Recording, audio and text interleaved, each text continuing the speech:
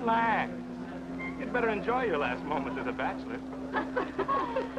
Who are those people over there? Oh, friends of hers, I think, from that newspaper she worked on. I wish she'd hurry up. I'd like to get the gang back to the newspaper. Well, that's Claire for you. Even late at her own wedding. You know, I really hate the lizard. What do you mean? Well, I speak now as her editor, not as a disappointed suitor. Claire'd never make a newspaper woman, and you know it. Oh, I don't know. She dug up more hot social stuff than anyone the Tribune had before. That takes talent. Personality, Hack, my boy, not talent. All right, so I appreciated her personality. You appreciated it. I was the one that brought her to your attention when she was only an $18 a week steno from a hick town. Remember? Very touching, Al. You can put that in your memoirs. She's marrying Hanneman now. Listen to the frustrated lovers. You know, if either of you guys had made furnaces instead of small talk, you might be in Hanneman's shoes now. Have one of mine.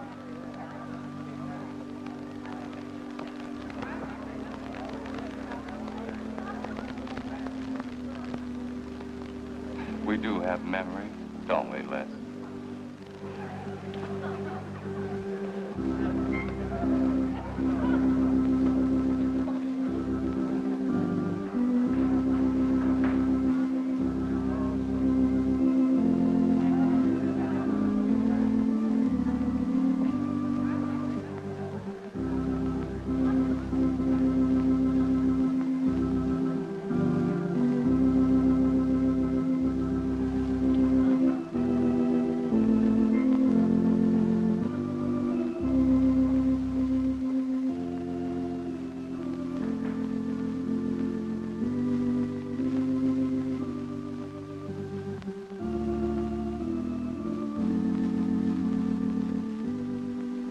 Carl Hanneman, wilt thou have this woman to be thy wedded wife, to live together according to God's ordinance in the holy estate of matrimony? I will. Claire Cummings, wilt thou have this man to be thy wedded husband, to live together according to God's ordinance in the holy estate of matrimony? I will. I now pronounce you man and wife. You may kiss the bride.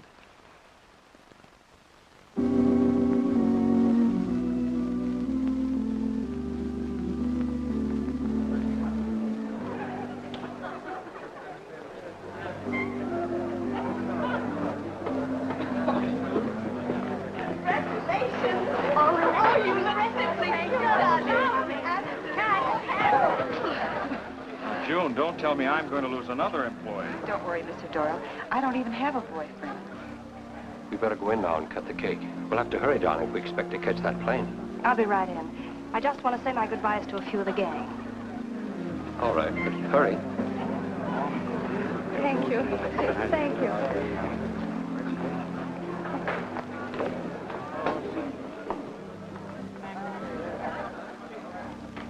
Guess who?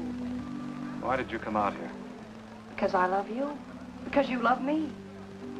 Claire, you're crazy. Don't you know what those words meant in there? Let no man put asunder. No one can put us asunder less, you and me. Oh, I never could figure you out. Except that, well, you make everything add up to spell Claire, don't you? Now, darling. You're even getting a sadistic kick out of having me at your wedding, me and the others. But there are no others. Only you. I'll think about you on my honeymoon. I'll write you. Miss me less. I know you both be very happy. I beg your pardon. Thank you. I'm ready with my cameras, Mr. Hanneman. I've been looking for Mrs. Hanneman. You haven't seen her, have you? I believe you'll find her on the terrace.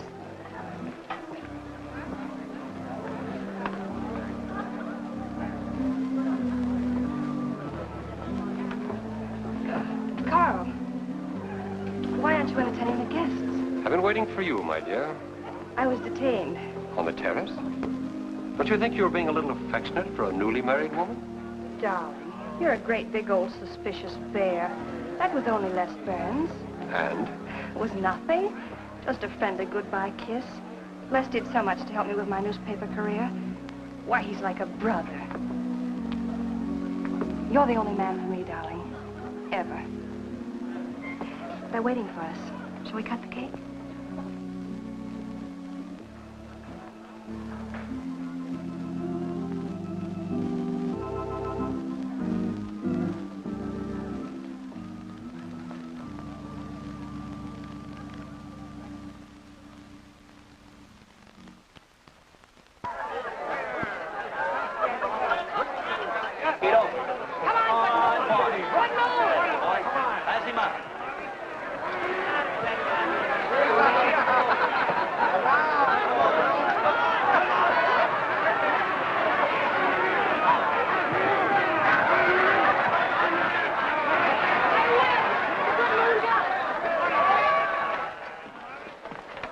Wow. How much did he pay? $10.80. $10.80 for two. That's not bad. I win $540. Claire, you mean to say you bet $100 on that horse to win? Of course. In these places, you have to spend money to make money. You see now, I'll put $500 in the second race. High heels. Come on. Wait, that's being foolish. You're only out $100 if I do lose. It isn't the money, it's the principle of the thing. Principle? Carl, I don't understand you. With all you have. I've worked hard for what I have. Oh, I don't mean to be a tightwad. A little bet for fun is all right. But I have too much respect for money to throw it away on horses. Of course you're right. It was foolish of me to bet so much. Forgive me. Of course. Now, excuse me, I want to go cash these in.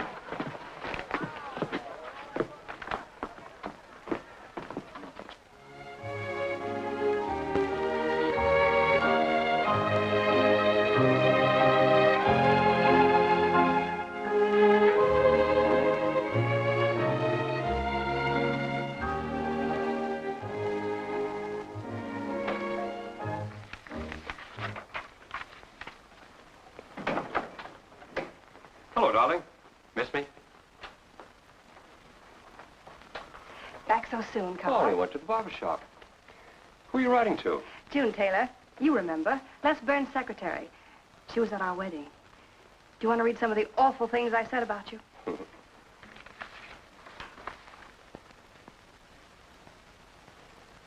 It's hard for me to believe that I'm so lucky as to have a woman like you in love with me. It's true, darling. Every word of it. I'm sorry, Claire.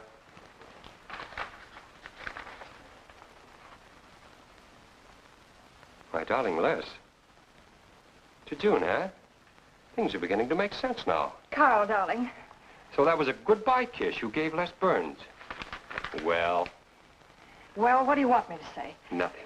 There's nothing you can say, I guess. I'm only glad I found out about it now. Carl, what are you going to do? I'm going back to San Francisco. We're through.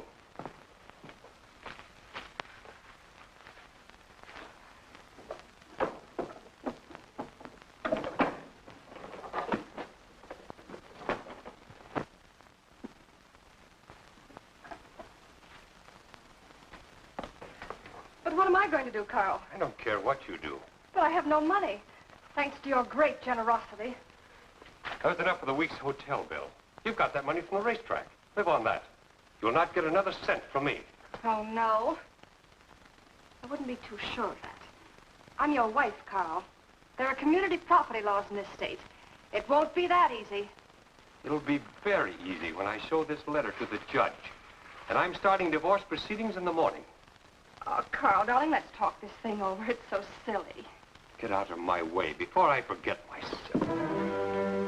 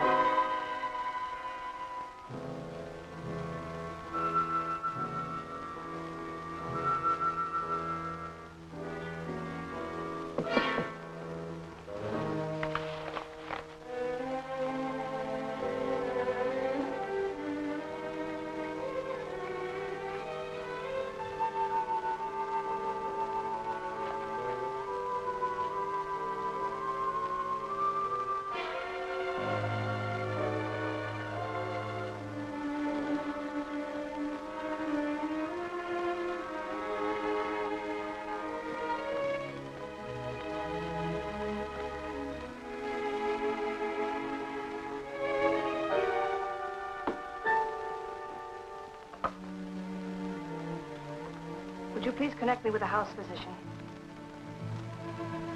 Hello, Dr. Hastings?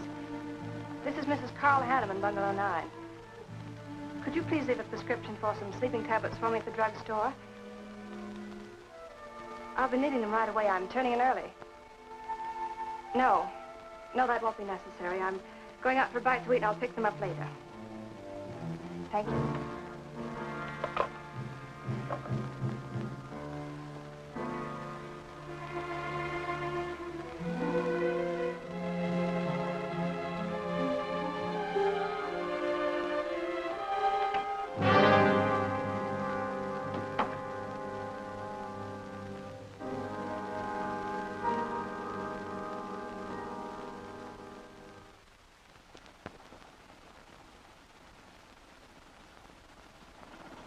I want a new set of plugs in 42.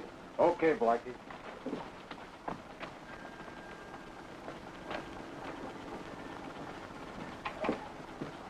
Are you Mr. Tellen? Yeah.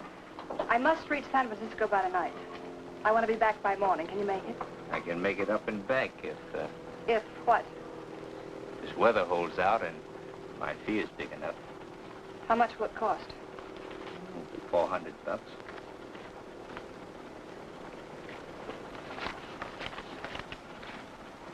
Why 5? I said 4. I know you said 4. I never made this trip. You never saw me. Understand? Sure. Sure, I don't even want to know your name. I'm glad we understand each other. Perfectly. Now, if you wait over there, we'll be ready to leave in a few minutes. Hey, Jack, roll out 41 and let's warm it up. Right.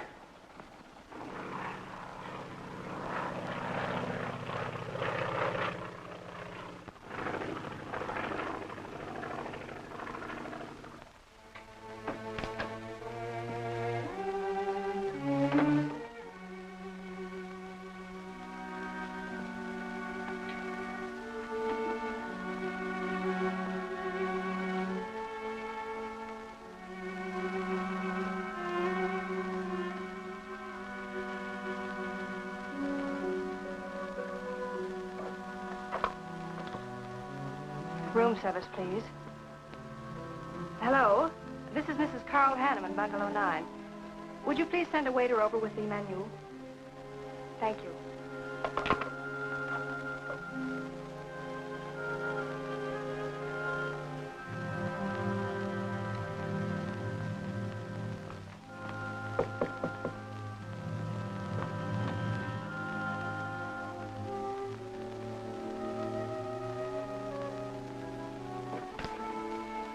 Good morning, Mrs. Hanneman. Good morning, Victor. Let me see. I think I'll take some orange juice and toast, coffee.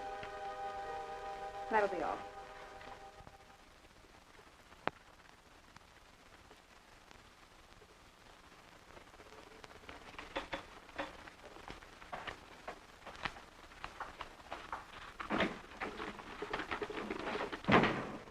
How was the ball game?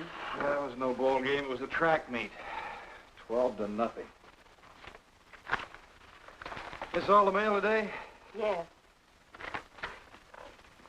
By the way, I meant to ask you sooner, but I'm going to have a little dinner party tonight for a couple I know. You're invited if you're not doing anything. Well, sure. What's the occasion? They're going to be married soon. They're awfully nice kids. Married. And the trouble will really start. Mr. Burns' office. Long distance calling. It's Mrs. Hanneman. Hello, Claire. Hello, Les. I'm so glad I caught you at the office. How's the honeymoon? It was interrupted. Carl had to go back east yesterday. Business, he said. He wanted me to stay over, wait for him here. But I'm not. I'm coming back to San Francisco tonight. You think that's sensible? Of course not. But I'll see you again. Look, I want you to arrange a plane ticket for me. Reservations are so hard to get at this end, it'll be easy for you. All right, Claire. I'll take care of it tomorrow. Tomorrow won't do. I'm coming home tonight. Okay, I'll wire you back on the time. I know you would help me. Be sure and meet me at the airport. I can hardly wait to see you. Goodbye, Les. Goodbye, Claire. June, get a hold of Hack Doyle. Have him get me a reservation on the 8 o'clock plane out of Los Angeles tonight. It's for Mrs. Hanneman. Are you planning to meet her? Yeah. Oh, I guess I'll have to cancel our dinner party tonight. It doesn't matter. Apparently, Claire can get anything she wants out of anybody at any time. Can't she?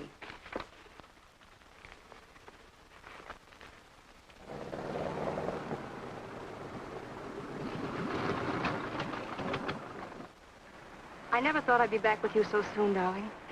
It's wonderful. It's crazy. Then why did you meet me? I don't know. I do. Because you still love me, don't you, Les? I'll get over it. I hope Carl stays in New York for a long, long time. That seems a bit odd. He didn't arrange his business affairs so they wouldn't interfere with his honeymoon. Yes, I thought so, too. You certain you and Hanneman didn't have some trouble? What kind of trouble could we possibly have had? Quarrel of some kind, perhaps over us. Now, wouldn't that be ridiculous? Getting him some reason to doubt me just so soon after we're married? What do you think you're doing now? You don't feel sorry for Carl, do you? No. No, I don't. But I should. Look, let's forget all about him. For a few days, anyway. Take me home, I'll change, and you can take me out to supper. Claire, I'd rather not go to the house. But I must freshen up, darling. I really must. You want me to be beautiful, don't you? Just for you? You are beautiful. See? There's nobody home.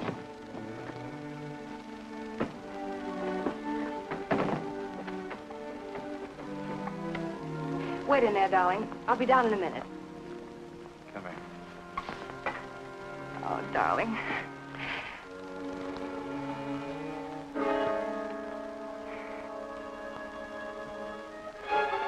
Les, what is it? Stay here.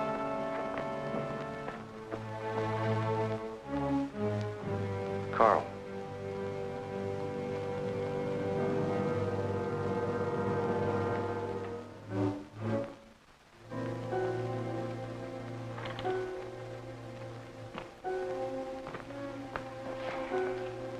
Suicide. But why? Oh, poor Carl. Claire, I thought you said he'd gone to New York.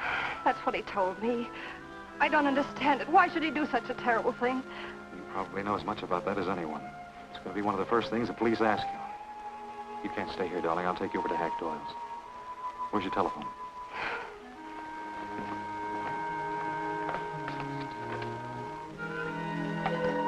Police headquarters, please.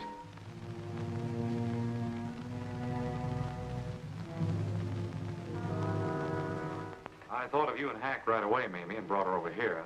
I hope you can put her up for tonight. Oh, of course. You can stay as long as you like, Claire. Thank you, Mimi. You're very kind. It's just too incredible. If you'd had any earthly reason. We were so happy. So very happy. And now there's... Oh, Hack, Claire's going to stay with us for a few days. Good. Plenty of room. The police are over there now. Murdoch said he'd stop by here later. You sure it was suicide? Fairly sure. With a man in Hanneman's position, a beautiful wife, and all that money? I don't get it. I don't either.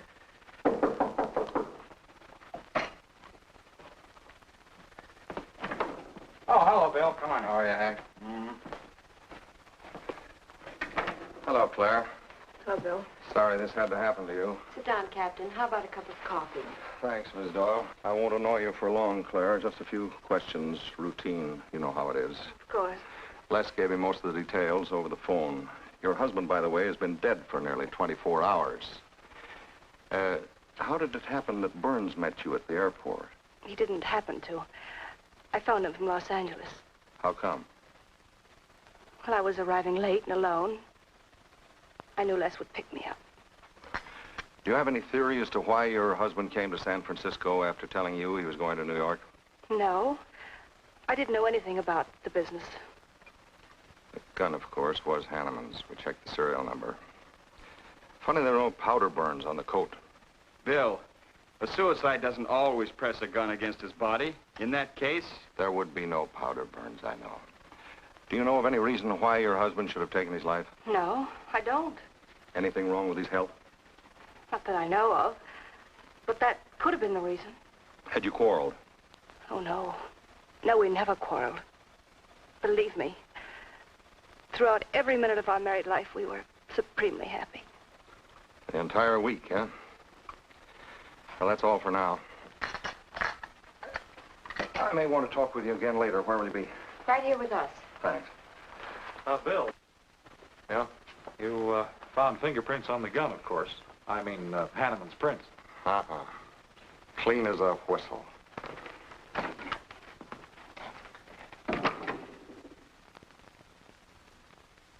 Mr. Burns, that's the position you and Mrs. Hanneman found her husband? That's right.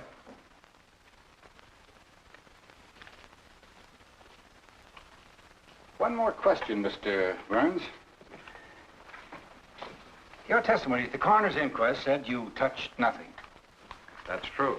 Then how did you know the man was dead without feeling his pulse or heart? Mr. Chalmers, I've been around enough to know a dead man when I see one, especially after 20-some-odd hours. You assumed that Mr. Hanneman committed suicide. Why? Well, everything points to suicide. Not in my assumption, Mr. Burns. Mrs. Hanneman, you say you saw your husband alive on Monday afternoon, and then the following night, which was Tuesday, you saw him again. Yes, but he was dead. I've told you everything. You don't need a weather vane to see which way this wind is blowing. Was it customary for the servants to take a vacation whenever Mr. Hanneman left on a trip and leave the house empty? Well, I don't really know. I didn't give orders to the servants. Carl, Mr. Hanneman ran the house. I hadn't moved in yet. I see that you also assumed that this was a suicide. Naturally, it couldn't have been anything else. That's what Mr. Burns said. According to the Police Scientific Detection Laboratory, the pistol found near the body was the one used in the death of your husband. But they found no powder burns on the clothes of Mr. Hanneman, nor fingerprints of any description on the gun. Furthermore, it was brought out that Mr. Hanneman couldn't have fired the gun because in making certain tests of his hand for traces of powder marks, none was found. Just what are you driving at? Simply this. Carl Hanneman was murdered. But unfortunately, I haven't enough evidence to hold either of you. You were out of town, and your alibi was proven. You're free to go. But let me give you a tip. I'm not buying any suicide theory, so the case will remain open. See you later, Ed. So long, Hack.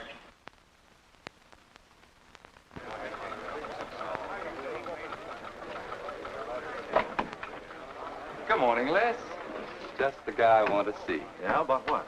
Oh, I've been assigned to do the follow-up on the Hanneman case. Oh, how'd you draw that? Oh, I asked for it. It'd be a dull job because there isn't going to be any follow-up. Just an ordinary suicide. Are you kidding? I never smelled an odor of fish so strong in my life. No fingerprints on the gun, and you call it suicide. So what? What makes you so sure? Can you give me a good reason for Hanneman killing himself? No, I can't. Perhaps he thought he had a good reason. And perhaps he didn't. So meanwhile, if I can dig up a plausible motive... Who asked you to dig up a motive, plausible or otherwise? I said, if I can dig up a motive, I'm willing to accept suicide. But if I can't, then it'll have to be murder.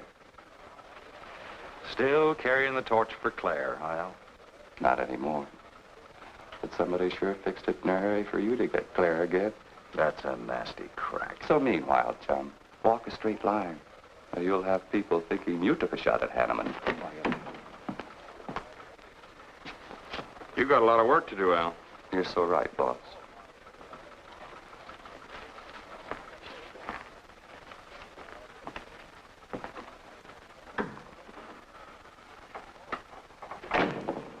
Sorry, Hack. How's Claire taking it this morning? I don't know. She still asleep when I left. Les, I'm worried about this deal. Police aren't buying any suicide theory. Is that why you put Herrick on the story? Maybe. He might dig up a suicide motive. What's your slant? Well, Hanneman killed himself. Nice try, Hack. You're about as subtle as a punch in the nose. You think Hanneman was murdered, don't you? Maybe I'm protecting someone. It's possible. But I'd like to protect someone if it isn't suicide. Like who? Like you. Who had a better reason? Hanneman's death meant that you'd get Claire back and $1 million odd bucks. That makes sense to a lot of imaginative characters around this town. I don't believe it for 1 second. But I still think it's safer to sell the suicide theory if Herrick can dig it up.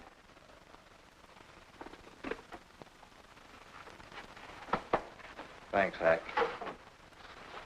But I didn't do it. Yeah. Send him in. Was Claire on the job? Hello, Batson. What's on your mind? The DA would like to see you gents in the morning.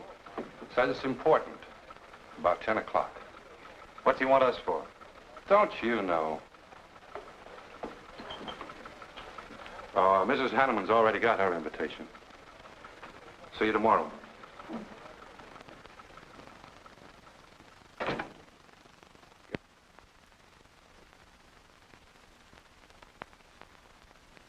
Eric really revels in pouring it on. Well, it's news. Nobody's been hurt. Yet. By person or persons unknown. Could have been worse. The DA certainly tried hard to tag it on somebody. Tell me, Hack, do you think that, well, that Claire could have shot her husband in some way? No. She was in Los Angeles the night he was killed. DA couldn't shake that, and... Good morning, everybody. I hope I'm interrupting something important. Hello, darling. You look tired.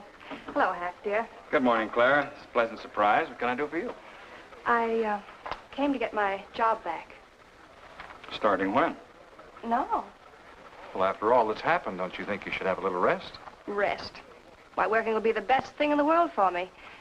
It'll keep me from thinking too much about poor Carl. After all, I must carry on. My life is still ahead of me. What's the real reason? Well, I do need a little cash. I have the house and my clothes, but I just won't be able to live on the widow's compensation the court will allow me. You wouldn't want me to have to sell my clothes in order to eat, would you? Oh, no. After all, I've made other arrangements about your column. Beth Warnock's taking it over. You are still the boss, Hack. Les, darling, wait outside for me. I'll be out as soon as I've had a heart-to-heart talk with Hack. I know. You might as well say yes, Hack. I've had these heart-to-heart talks.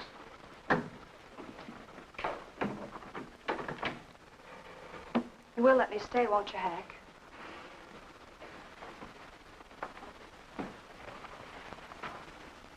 Yes, but I was hoping you wouldn't ask it. You are a darling. Listen, Claire, you stick to the job and no playing around. There's enough trouble here now without you adding to it. I don't know why you talk like that. I'm serious about it, Hack. I'll work hard. For your sake, I hope you do. You are a dear. See you later.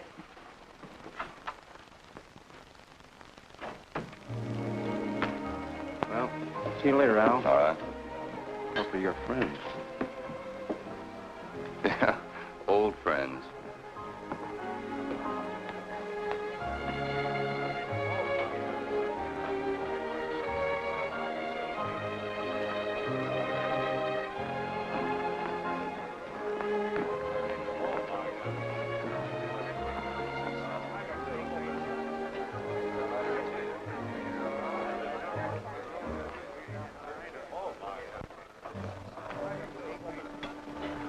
Two martinis, please.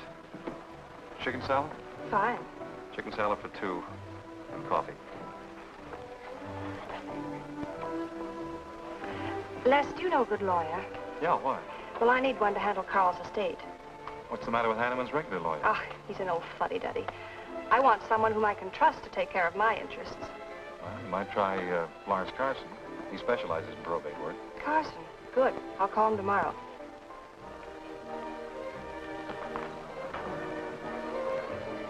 Do I know that man over there? You should. It's Stanley Mason. Our paper's backing him for Congress. Of course. Why, the pictures on his campaign posters don't do him justice. You know, I never could figure that guy. Every time I see him, he's with a different girl. So? Oh, we'll have 4 Manhattans. Make them half French and half Italian vermouth. We'll order later. I'll look after them personally, Mr. Mason. Thank you. Stanley, isn't that Hanneman woman over there? Yes, she's very attractive, isn't she? Well, if you like the type. Why wouldn't he be a good man to handle the estate? No. He's too tied up with his election campaign. What are his chances, Les? I'm going to Washington. Pretty good. Why? That makes him important. I've got to have someone with influence. He looks like the kind of a man who could get things done quickly. Capable enough, I suppose. Probably make a good representative. Personally, I just don't go for him. I want you to introduce me to him. You can do better. Oh, darling, don't be stubborn. I want to meet him. When you want something, you want it right now, don't you? You know what I really want, Les. I know. A fine old name like Hanneman, carload of dollars, social position, the tops. You're forgetting the most important thing. Emma. You see, that's just the frame. You're the picture in that frame. What's that about a frame? Sergeant Benson, won't you join us? No, but Burns here can join me. Been looking all over for you. The captain wants to have a little chat. Now. What is this, a pinch? No, just an interview. It won't take long. It's too bad you couldn't have found me at 10 o'clock this morning. I was in a dentist's chair. I'm sorry, Claire. It's all right, darling. I'll wait for you here.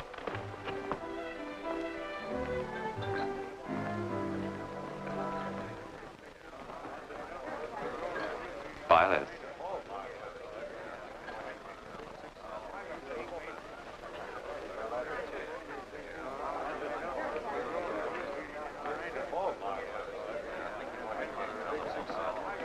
Hello, Al. Don't tell me they finally grabbed Les for murder. Wouldn't you like to hear me say yes? Yes. Well, don't stop the presses. Yet. You're the most composed dame I ever saw. I don't believe you give a hoot whether this case ever gets solved. Oh, but of course I do. Really. Say, Al, how well do you know Stanley Mason? Quite well. I've planted some of his propaganda. You can do me a favor. A big favor. I want to meet him. Might be a good idea. I remember I once introduced you to a fellow by the name of Les Burns. Promptly lost you. Excuse me.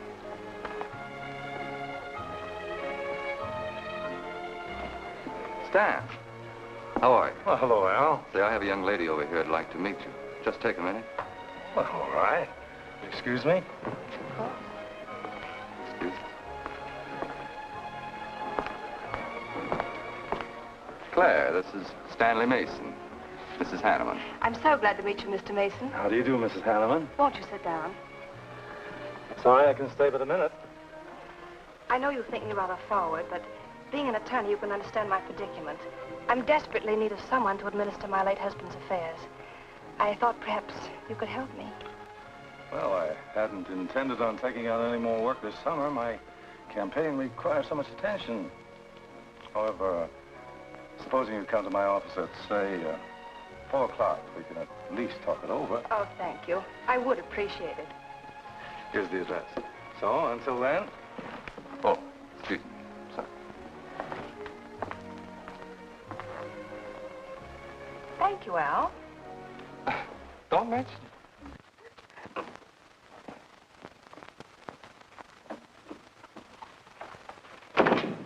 I found him, Cap. Right where I expected. With the grief-stricken widow. Only if she's grief-stricken... Skip it. Les, my boy, have a seat. Last time it was hello, Burns. Today it's Les, my boy. What do you want? You know, I just wanted to chin a bit with you. Oh? I didn't know I was that interesting. You live out in the Hanneman neighborhood, don't you? No, and you know it. But you go out to that neighborhood quite often, don't you? Yeah, so what? To visit friends. Oh, sure, that's right. There's Hack Doyle and his wife, June Taylor. Say, there's a clever little girl, huh? Your secretary, huh? Since when have you become so interested in my secretary? I thought you were a happily married man. Weren't you out in that neighborhood the night Hanneman was shot? Monday night? No, I wasn't. I played gin rummy with the boys in the press room. Went home to bed about 10 o'clock. He read the testimony, did the checking. Come on, Murdoch, what's on your so-called mind?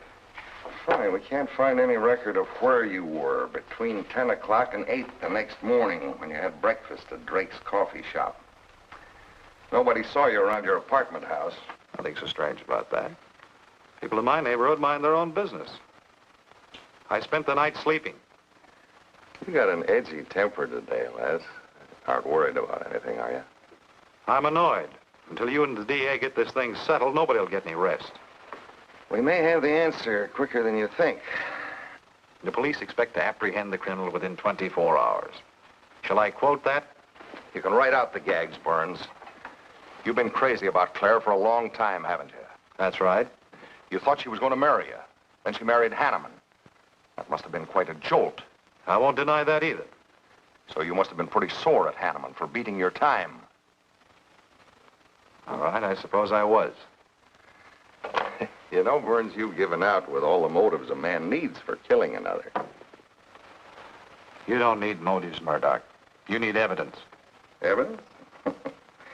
You just told me that you weren't near the Hanneman home last Monday night. I wasn't. And how do you account for your cigarette case being found on the Hanneman garden, still wet from Monday night's rain? I don't have to account for anything. To throw cold water on your mastermind, I tossed that away right after the wedding. Anything else you want to know? No, that's enough. Next time, be more careful when you talk to the captain. Listen, Mr. Benson, if I've hurt the captain's feelings or yours, arrest me. Then I can sue and you'll be back writing tickets for jaywalkers.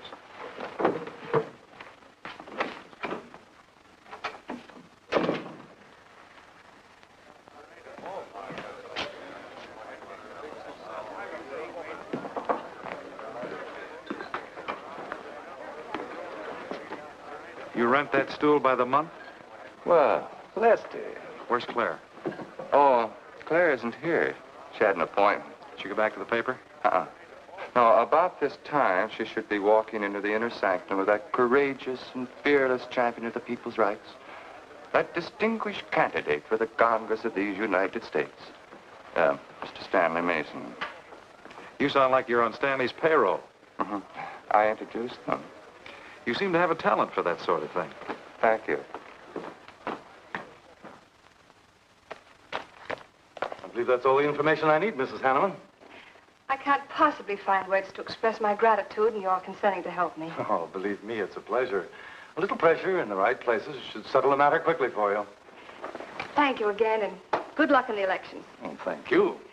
I suppose you'll be leaving for Washington immediately if you do win. Yes, if I win. You will. I know you will. Well, I really must be going. Oh, can't I drop you off somewhere? I'm sorry. Not this evening. Mr. Burns is taking me home.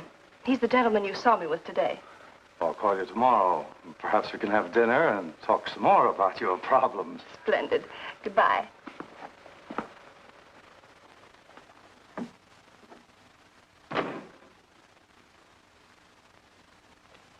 Look, Claire, don't you think you ought to stay over at Hackdale's a little longer? Might be unpleasant. Oh, don't be ridiculous. Come on. Oh, Robert. Good evening. Good evening, Mrs. Hanneman. We weren't expecting you home. We've made no arrangements for dinner. I've had dinner. Please take my bags to my room, and you and Christine take the evening off. I shan't be needing you. Thank you. Oh, Mrs. Hanneman, I just wish to say on behalf of Christine and myself that we're pleased that you're home, and we'll do everything we can to make you happy. Why, thank you, Roberts.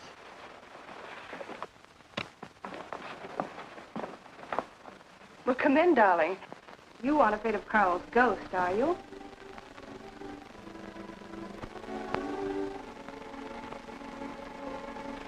You'll never be happy here, Claire. Nonsense. I've done a little refurnishing. Well, that'll help a little. Les, what did Murdoch want with you? You had an idea I might have paid a visit here Monday night. You didn't, did you? Of course not. It also seems I had a motive to kill Carl. But of course you did. If you were that kind of a person. Murdoch's only fishing. Well, he knows I've been in love with you for a long time. I told him. You told him? Why not? It's true. You want them to keep working on you, so they'll stay away from me. That's it, isn't it? Yeah, that's it. I said I'd stand by. And you have. And I love you the more for it. You know I do love you, don't you, darling? I think you do, Claire. In a peculiar, mixed-up sort of way. I never should have married Carl. I didn't really love him, but he offered so much. Things I never had. But that's all over now. No, it's not all. And it won't be until they find his murder. They will. And there'll be nothing to keep us apart again. Ever. If I could only sell myself on that. You've got to, Les. You've got to.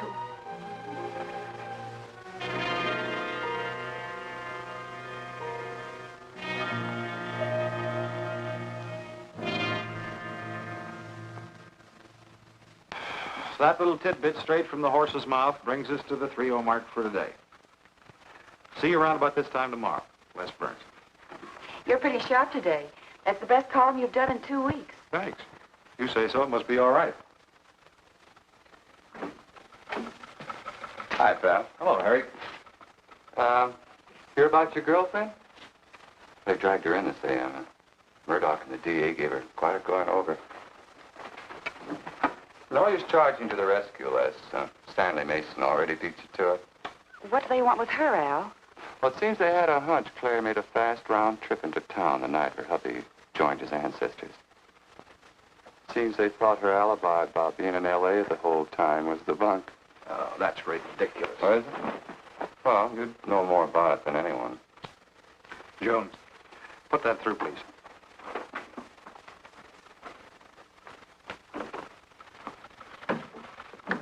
Okay, Al. You're so much smarter than Murdoch. Spill it. Oh, I'm not saying I'm smarter. But I do know Claire better than he does. And I know you. Meaning what? Claire never lost any interest in you before, during, or after her marriage. And that doesn't prove it happened. With all that wampum at stake, this whole thing could have been planned weeks ago by both of you. I'm fed up with your dirty cracks. Now get out! Wait a minute. Look, Junior, one of these days I'm going to be too late and you're not going to have any teeth. Mm-hmm. You're so right, boss.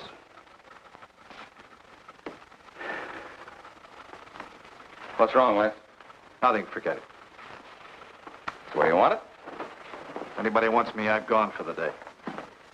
Have one for me, too.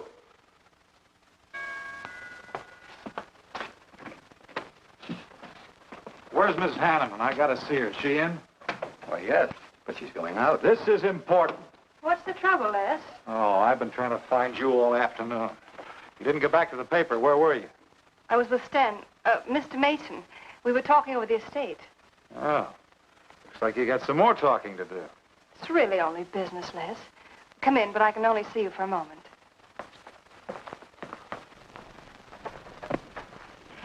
You've taken on quite a package tonight, haven't you, Les?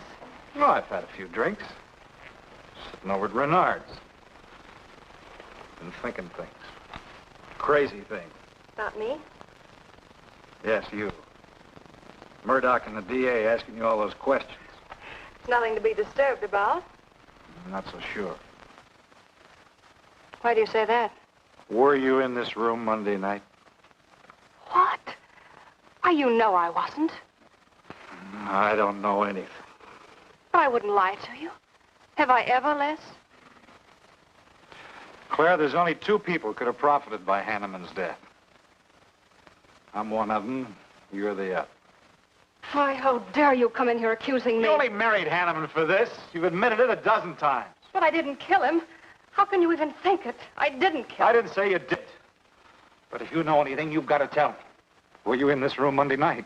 No. You might have come in, seen someone. I've got to know. Stop shaking me. Then tell me the truth. Let go of me. I thought you were going to stand by me. Why, you're drunk. I'm only trying to help you and me. Huh. Help me. You're accusing me of murder. How do I know you didn't kill him? You were in town. Claire. I've as much right to accuse as you have. But I'm not accusing you. Get out of this house. I once said I couldn't figure you out. I can now. You're not a normal woman. You're not warm. You're cold, like ice. Yeah, like ice. Blonde ice. Get out of here.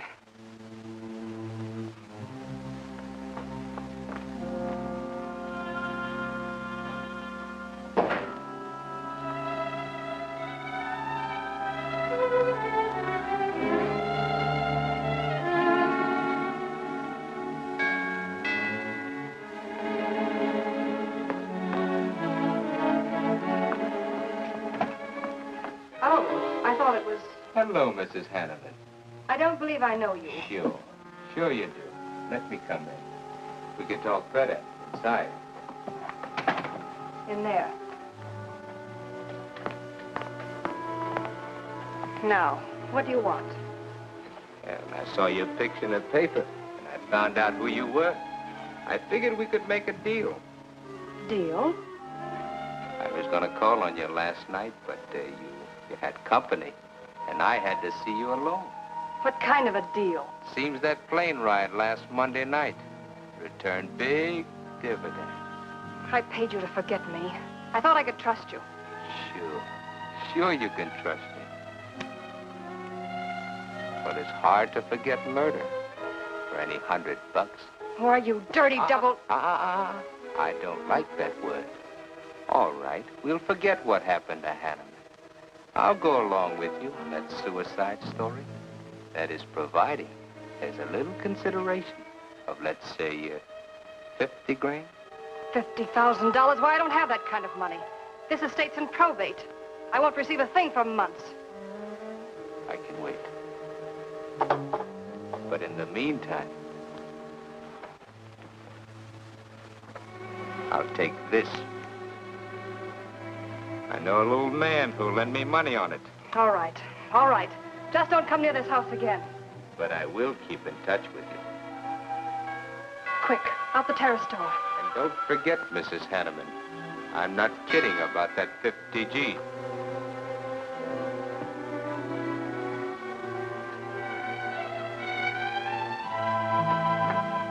I'll get it, Roberts. Yes, ma'am. Stanley, darling. Thank you. Well, he isn't at Bernard's either. Oh, I hope nothing's happened to him. He'll turn up when he runs down or runs out to go for drinks. Say, you write his column all by yourself? Somebody had to do it. I hope it's fit to print. It's good. Nice of you to cover for him, too. Do you really think he's all right? Sure, sure. I'll find him later. Don't worry about Les. He's probably getting more poison out of his system than he is into it. I hope.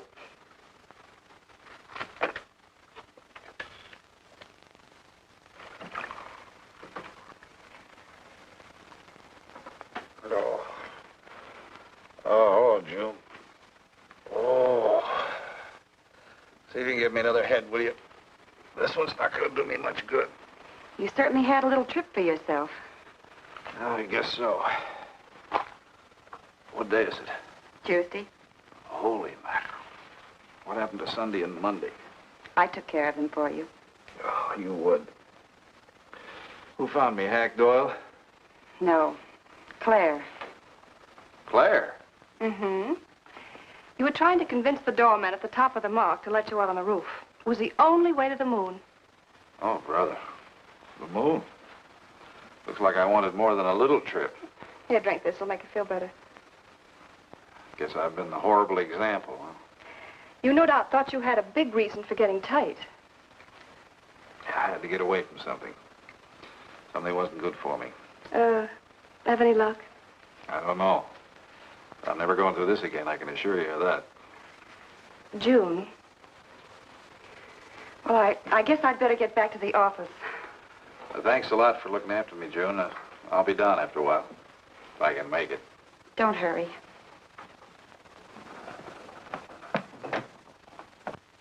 Les, I wonder which hangover you'll recover from first.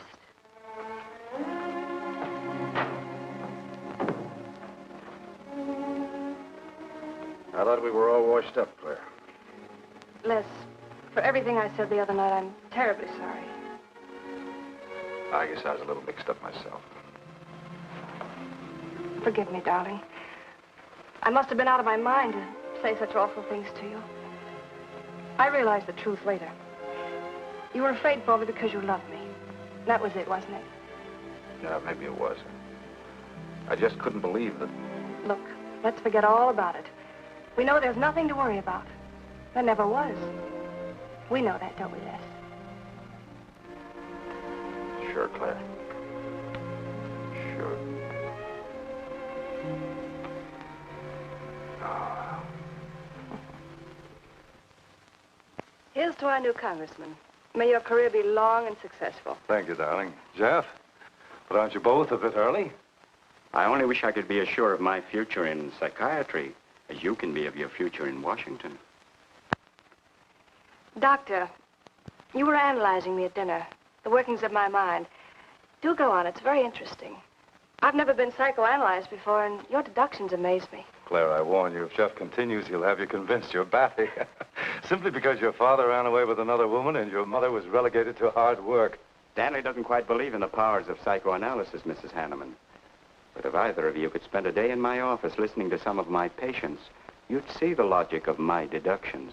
Or any psychiatrist's, for that matter. Oh, don't mind Stanley's cynicisms, Doctor.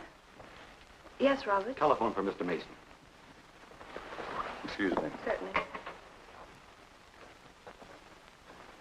I was telling you at dinner that I believe that money, clothes, adulation, etc. was a necessity with you. That some people are impelled towards an objective without even consciously knowing why. Is there something criminal in my being ambitious? Why, no. Criminal? Of course not. Unless your ambitions take a perverse form, then you'll stop at nothing, right or wrong, to get what you want. They say the female of the species is deadlier than the male. Go on, Doctor. Sorry to interrupt, darling. This is my campaign manager. He arranged a last-minute radio interview for tonight. I'll have to leave. You can drop me off downtown, Stanley. I'll get my coat. All right. You forgive me, darling? Of course, honey. I'm so proud of you. Oh, I almost forgot the good news. I had lunch with the DA this noon. It looks like Hanneman's murder is going to be filed away under crimes unsolved. It's their opinion that it must have been done by a burglar. Oh, I'm so glad, really. Now I'll be able to go with you to Washington with a clear conscience. Say, you haven't told any of your friends about our plans, have you? Oh, no, of course not. Good. We'll surprise them tomorrow night. Yes, we certainly will. Ready? Yes, thank you.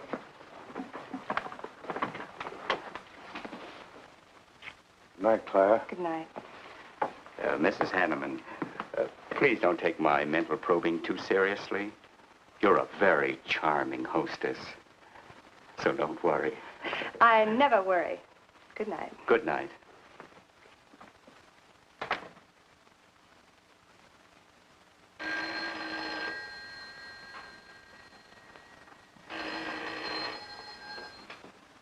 Hello? Yes, this is Mrs. Hanneman. That's all right, Roberts. I'll take it. Hello? Who? How dare you call me here? I had to. I'm in a jam. I need some dough, and you've got to help me. The estate isn't settled yet. I told you I don't have any money. Don't give me that. You're a smart girl, and if you haven't got it, you know where you can find it. I need at least a couple of grand now and tonight, or else I go to the cops. I got nothing to lose. I have about $700 cash in my jewelry. All right, bring it along.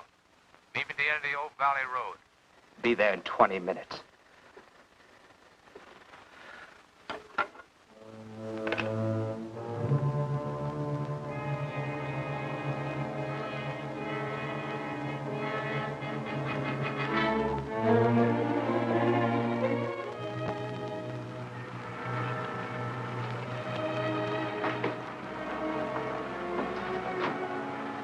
Did anybody follow you?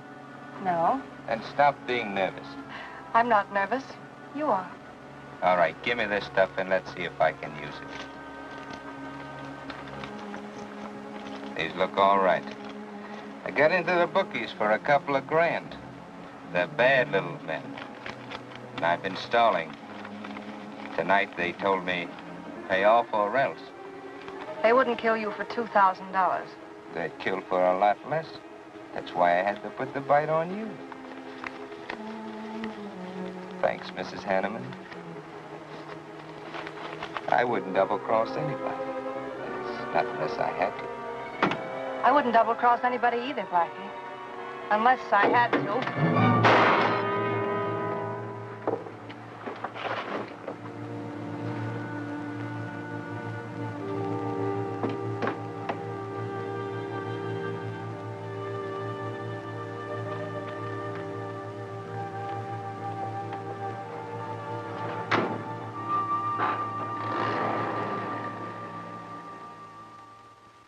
The first returns have been received from the 12th precinct. Mason 311, Jeffers 282, and Allen 91. That just about cinches it. If I can do that well in the 10th, I can carry them all. My gratitude, Doyle. Without your paper in back of me, I wouldn't have had a chance. Think nothing of it, Mr. Mason? We're glad we backed the right man. Well, it looks like you're in, Mr. Mason. Congratulations.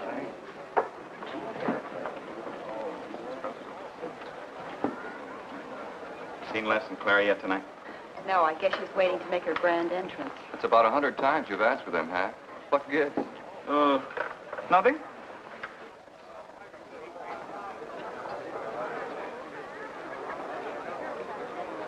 Mr. Doyle, looks like we have a new congressman. Yes, it does. I'm sure he's going to be a good one. I hope so. We backed him. Hello, Claire. Hi, Les. Hi, Hank. Oh, good evening, Claire. You look stunning, as usual. Thank you, Stanley. Oh, hello, Les. Thanks for being Claire for me. The 18th precinct, which have just Big night, huh? In third place is Jeffers with 162, Allen with 142, and Mason 300 even. That's how big it is. Come on, Claire. I want you to meet some folks. You'll find drinks in there. Look, Les, there's something on my mind. I want to tell you about it. You better have a drink first. Sure.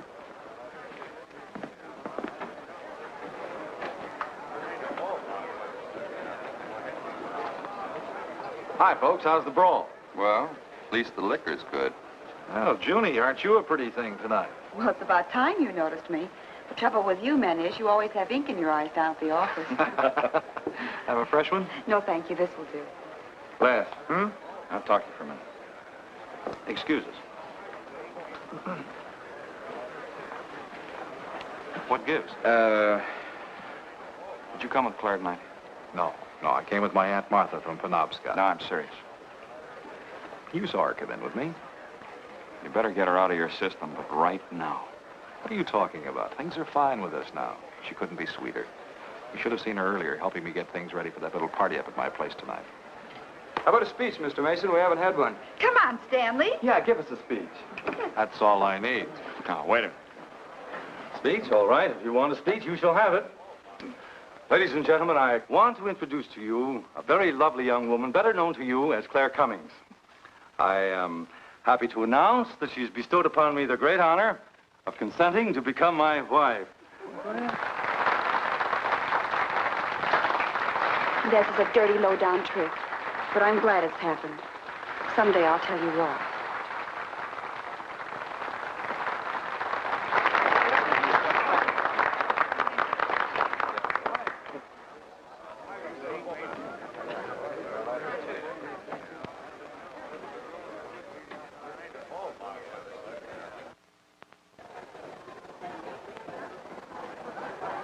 All the rest of the world, my dear. That was quite a speech you made, Stanley. Surprised, Jeffrey?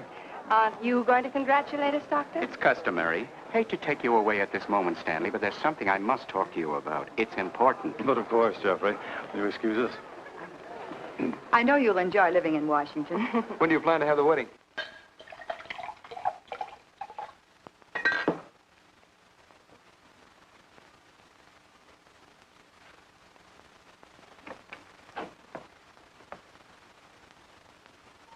Don't look at me like that, darling.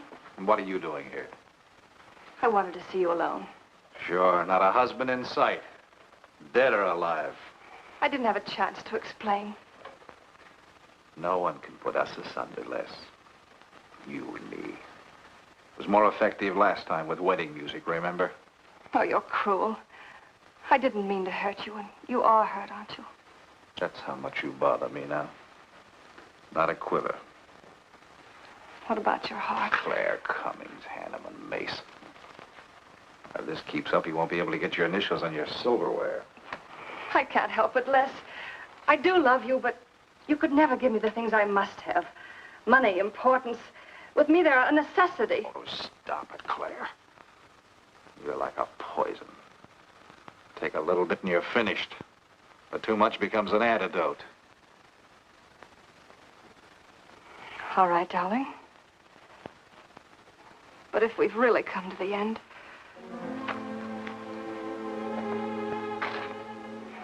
Stanley. Do you mind, Burns? I'd like to say something to my fiancée alone. Not at all, Mr. Mason. Not at all. Go right ahead.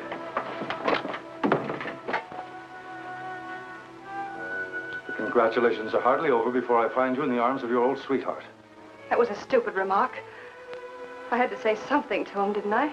So you didn't tell him earlier. You said you were going to? Well, I couldn't find the words. Is that why you're angry? Oh, darling, let's not quarrel. We can do that after we're married. There isn't going to be any marriage. What are you saying? I'm afraid we've made a mistake. You can't mean that. What'll my friends think? I couldn't stand the humiliation. Oh, you'll get over it quickly enough, as quickly as you did your other marriage. Why are you talking this way? What did that phony doctor tell you? That's not important. We've made a mistake. Now let's forget it, shall we? But you can't throw me over. I've looked forward. I've planned. You're taking me to Washington with you. Away from these people, these memories. I've got to go with you, Stanley. No, I'm sorry. It's final. You ought to see a doctor, Claire. A doctor like Jeff. I looked for you at the party after he talked to me. I merely wanted to ask you something. Doyle told me where I'd find you, but I didn't believe him either. But finding you here proves many things. You're not well, Claire. All right. I didn't mean to crack up. At least we could have a farewell drink together. No hard feelings, really. Why don't you fix some for us? I must say you're being regular about it.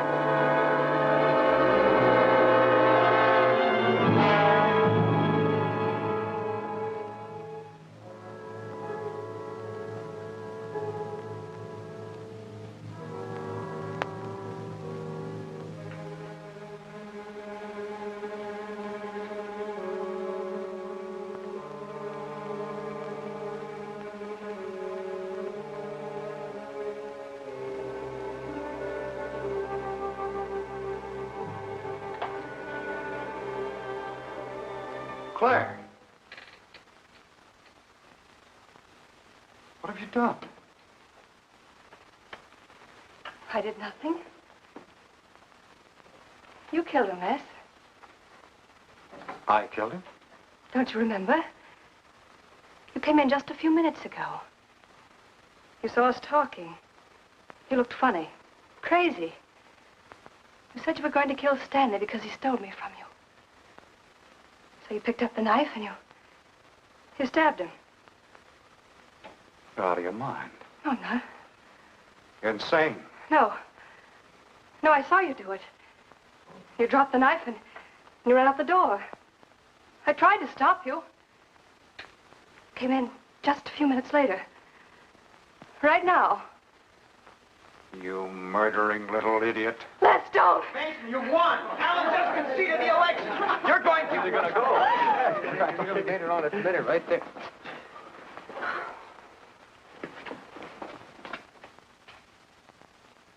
So you see, Doctor, the evidence is really stacked against Les Burns. I and the others feel that he's absolutely innocent. Now, I asked you down here to see if there wasn't something you could do to help us prove Les is innocent and Claire's guilt. Because just as sure as my name is Hack Doyle, she's framed him. I agree with you 100%. I am positive that Mrs. Hanneman killed Stanley. But because of her testimony and finding the knife in Les's hand when you arrived at the scene, the police could come to only one conclusion. Surely there's something you can do to help him. He's innocent. I know he is. Look, you were once connected with a big city police department. Then you must have run across cases of this sort. I know now that Claire Cummings is a nut if I ever saw one. Yes, you're right, Mr. Herrick. I'll at least have a try at it. I'm just as interested in finding Stanley's murderer as you are in proving Mr. Burns' innocence. Now, I have a plan that might break her down.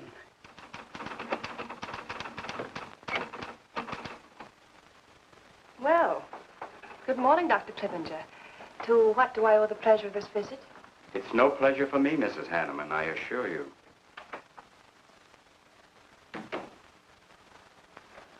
I just came to ask one question. Why did you kill Stanley Mason? What? How ridiculous you are, Doctor. Am I? You see, I had a talk with Stanley last night concerning your betrothal and advised him against it. It's safe to assume that when he came to tell you there wouldn't be any marriage, you killed him in a fit of anger and then concocted a story to implicate Mr. Burns. It's the most absurd accusation I ever heard.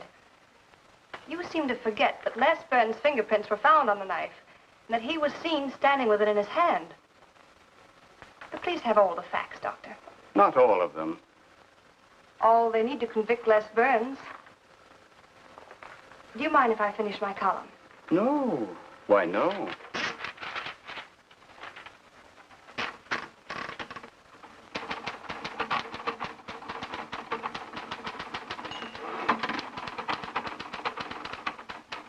I suppose you'll tell the police I killed Stanley and give them that fantastic story to back up your accusations. It won't sound so fantastic to them, Mrs. Hanneman.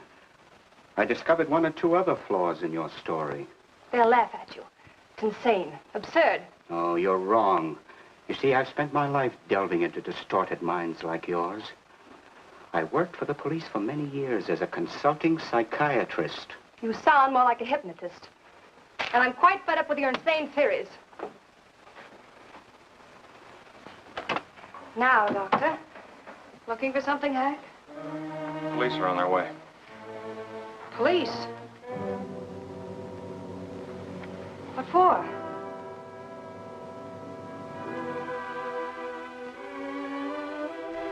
Oh. I see the three of you dreamed this one up.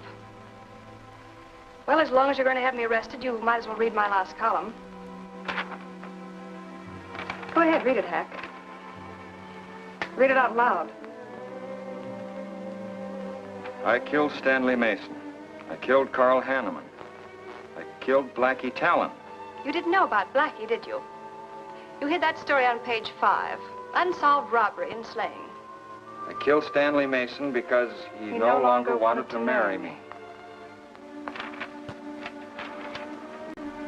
Stanley Mason was the top of the ladder for me.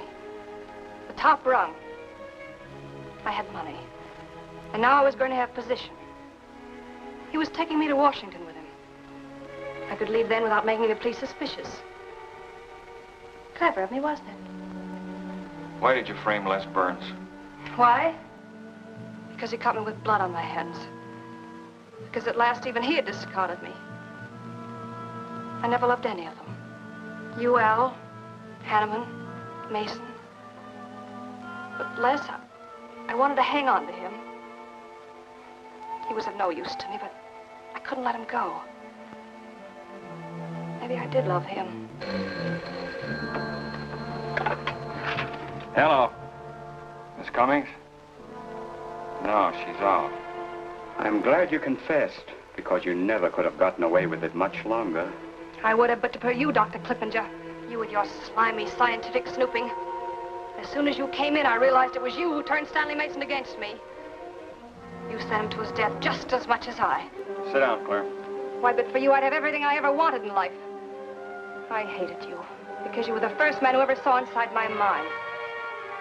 And I'm gonna kill you. Let go of my arm!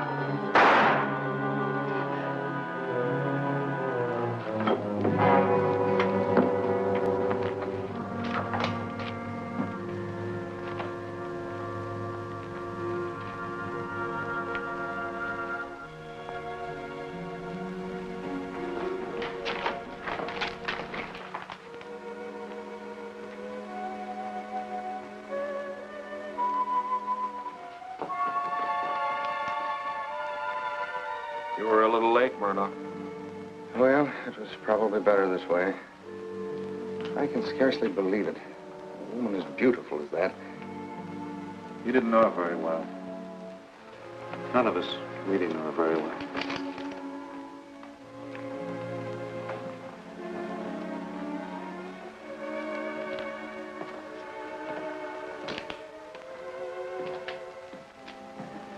She wasn't even a good newspaper woman.